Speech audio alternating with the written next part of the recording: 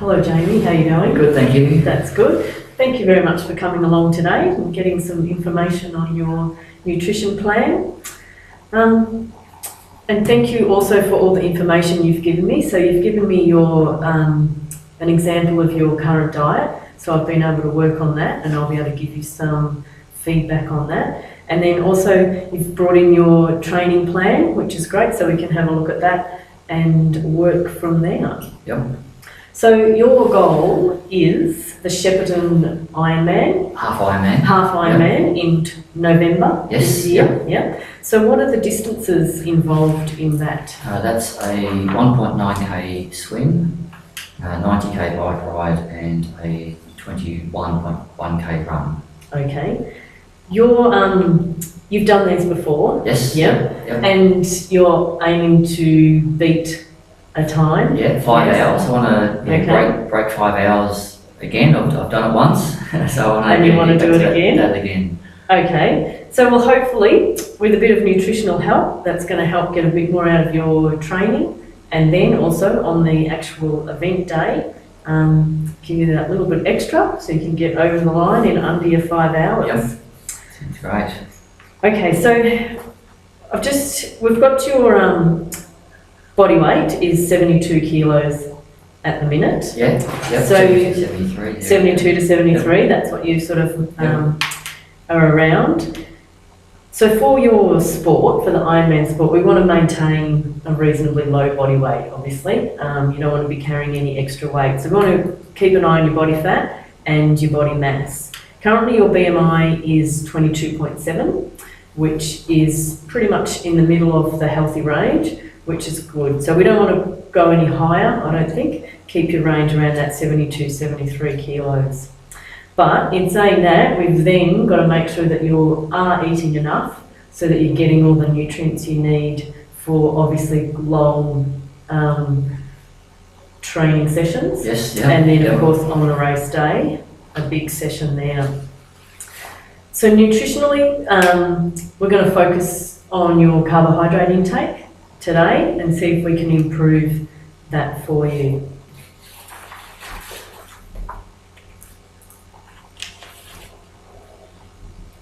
Okay, so what I've done from your dietary plan that you've given me, I've been able to work out sort of your average nutrient intake with regards to fat, protein and carbohydrate level. So I'll just run through each of them and we can have a little bit of a talk about each one. So at the minute, I've worked out you took in about 77 grams of fat per day.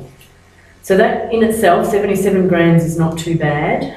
But the thing that I noticed about yours, most of them were saturated fats. Yeah. Okay, so it would be really good if we could change some of the fats over to unsaturated fats. So we've got sources such as your oily fish, your olives and olive oils, some nuts such as walnuts and almonds, things like that.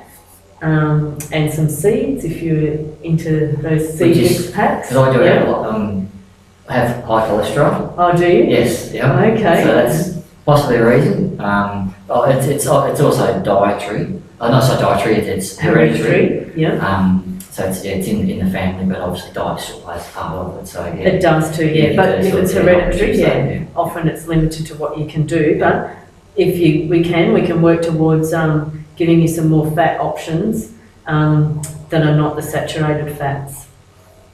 But as far as the amount of fat in your diet, it seems to be okay, particularly since we don't want to increase your body weight at this stage. So generally, we're going to aim for, say, 72 to 140 grams of fat, but I think the 140 grams is going to be getting a bit too high for you. So sticking around that 70, 80 grams of fat a day, and if we can just change over to some more unsaturated sources, that would be great.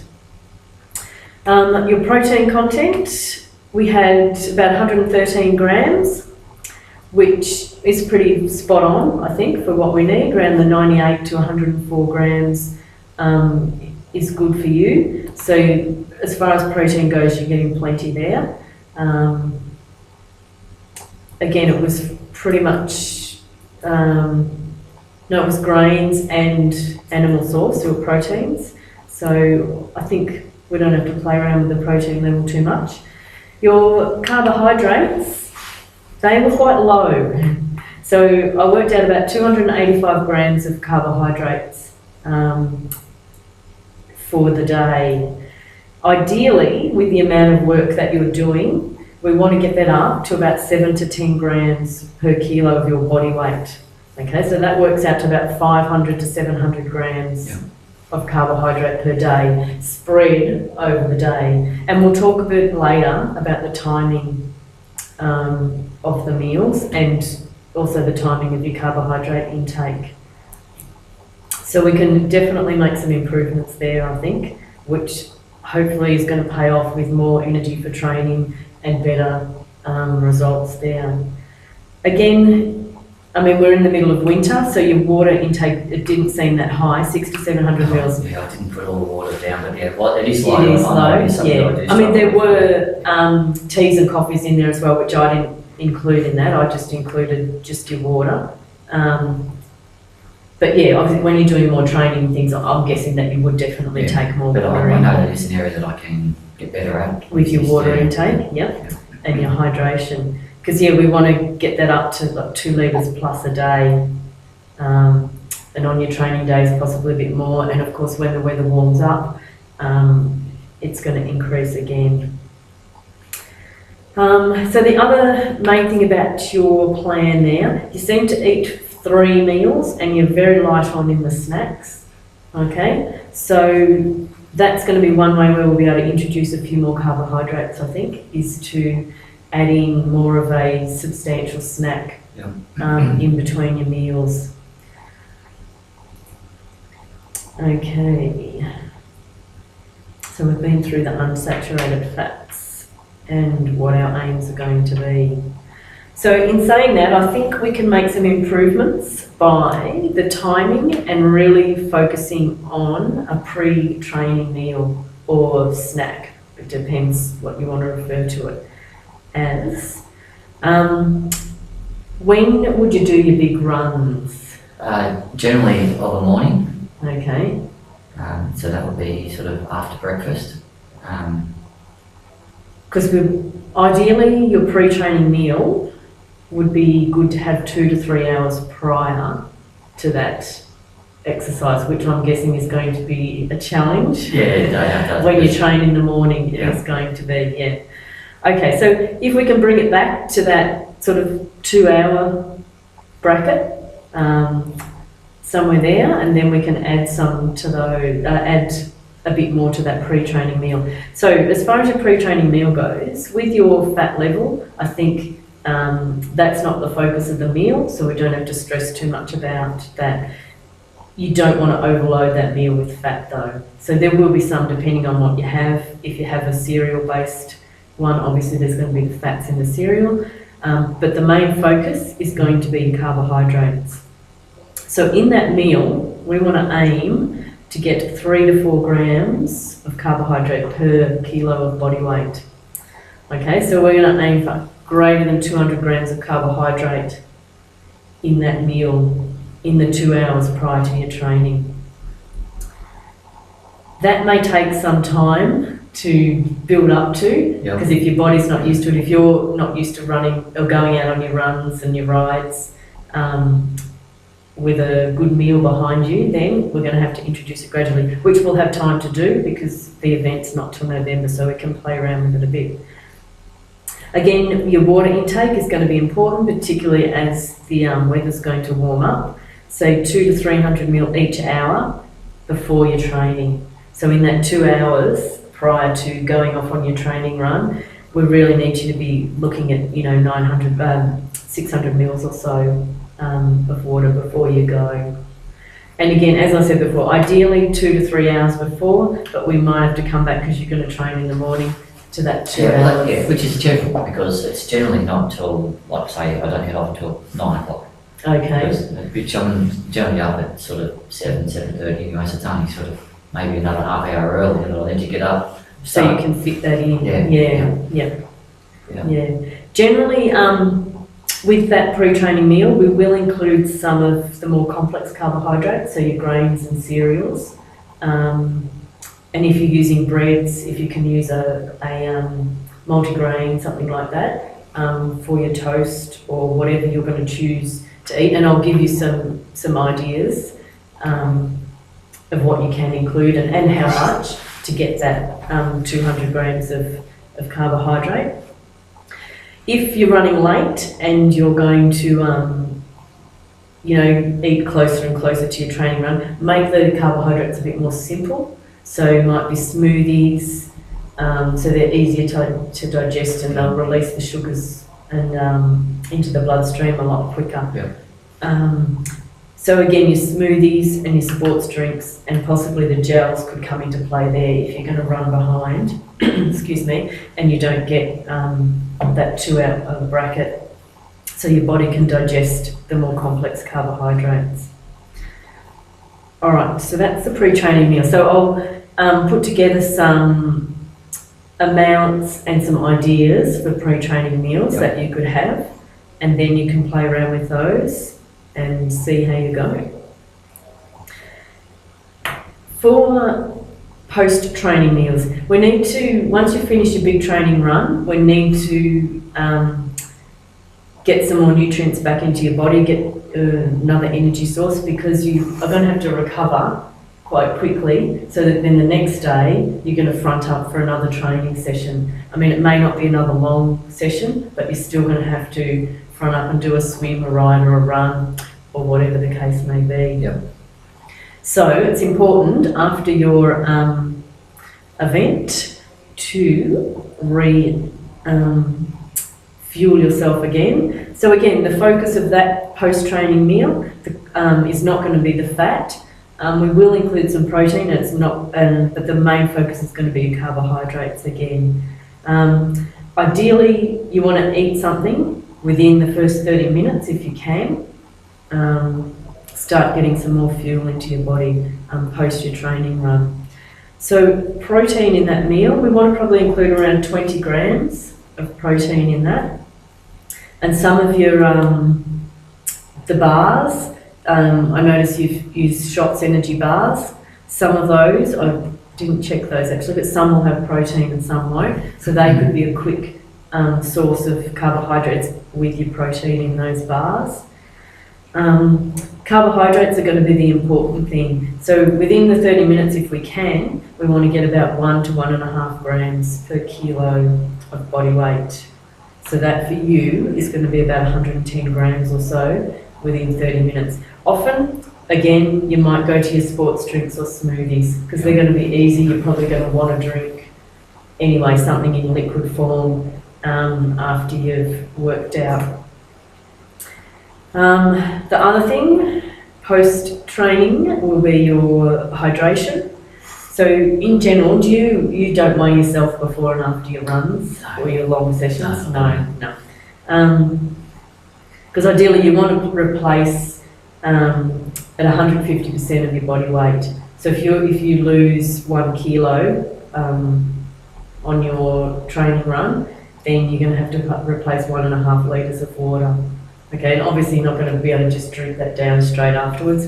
It's going to take 30, 40, 50, 60 minutes to do that. Yep. But yeah, it could be just out of interest.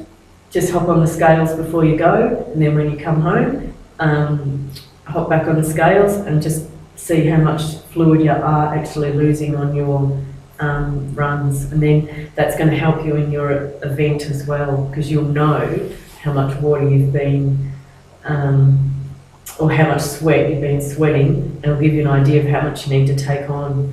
And that's actually an area that I haven't really, you do your big sessions, you come home, you have a quick bite to eat, have a shower, go to work. You don't ever think about your weight, no. And refueling, it's, you having whatever quickly you can have to eat before you go back to work. And so if we can just put a bit more focus on that, I'm hoping that you'll recover much better, and then you can put in a better training session. That's the theory anyway. But no, if you have time, just jump on the scales and start having a look at how much water you do actually lose. Okay, so your timing for your post-training meal is pretty much as soon as possible to get something into you and start refueling again.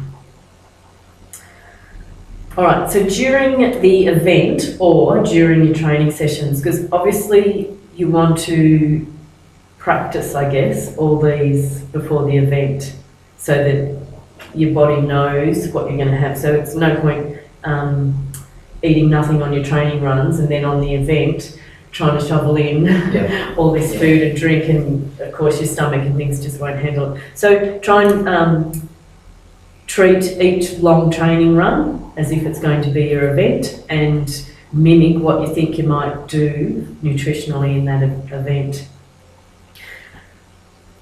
Okay, so for your event, fat requirement, we're not so concerned about, so really we don't have to worry. It's going to be minimal, I think. You're not going to want to eat high fat foods, so we won't have to worry. Similarly with protein, it's not going to be such an issue during the event. Carbohydrates, again, they're going to be important during the event. So it's recommended that you're going to want to need about 70 grams per hour of carbohydrates. And with the gels, so you're using the Shots energy gels sometimes. Yep. So you've got a 45, and the Endura ones, which are 35 grams. So you're going to be wanting close to 3 of those in an hour, okay, to get your 70 grams of carbohydrate. If you're happy using the gels, stick to those. Otherwise, we can check out a sports drink if you want and see how much carbohydrate, and then we can combine that with your fluid intake and Because carbohydrate. the sports drinks I use at the moment don't have any carbs in them, do they?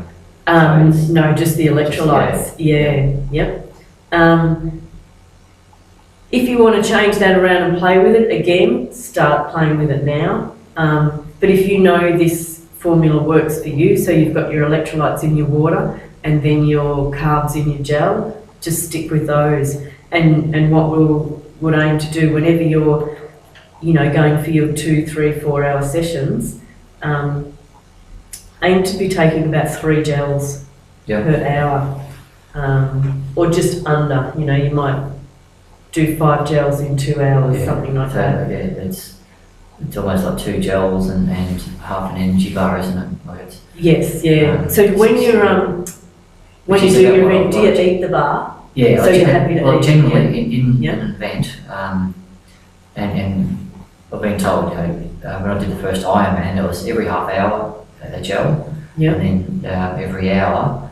It wasn't a full bar, but I was having a half bar every hour.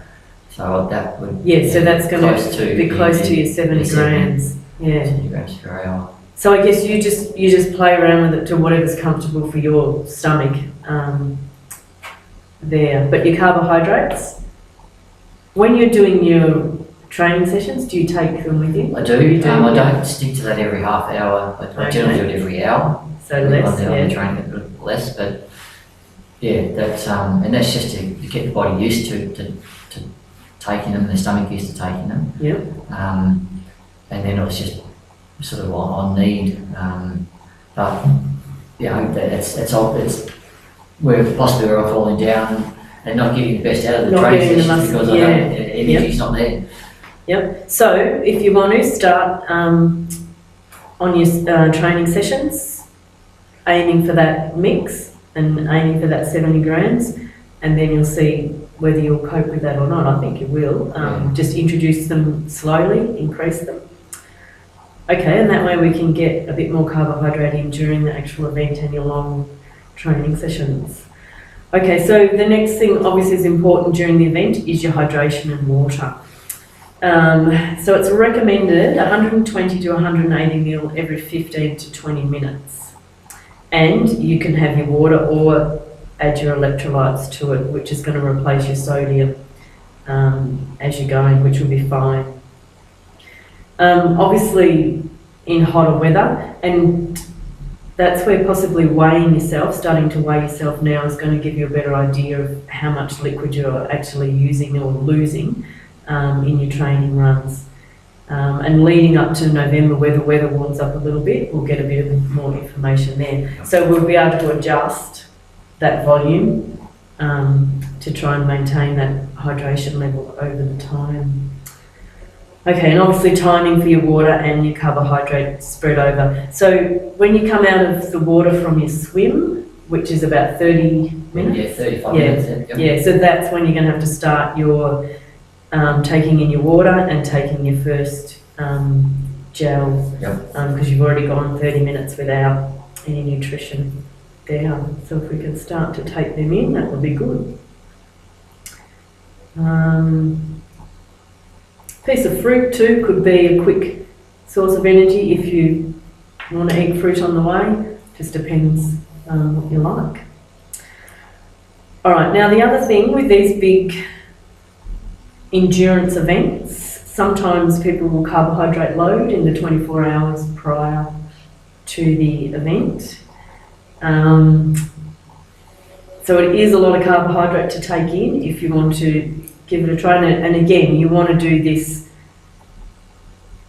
as a practice as well. So in some of your longer training runs closer to the event, pick a few and decide, okay, I'm going to aim to carbohydrate load and see how my body feels doing that. So when you're carbohydrate loading, 7 to 12 grams per kilo of body weight in the 24 hours prior. So that's going to put you 500 to 860 grams of carbohydrate, okay, in your 24 hours. And at the minute, on a general day, we're recommending 500 to 700. So you're going to up your carbohydrate intake by, 100-200 grams, depending on what level you're sitting at in this recommended level. So you need to practice that and see how you feel. Also, prior event, make sure your hydration is up. So we're going to be looking at 2.5 litres or more in the 24 hours prior. And with your carbohydrates, it's not in one sitting. So you don't have to sit down and eat 800 grams of pasta. Well, we spread it over the 24 hours. Okay, so you'll start at breakfast time and just add that little bit extra to each meal, basically on top of each other. Okay, so as long as we practice it and get it all organised. So I think most things we've covered, unless you've got any questions.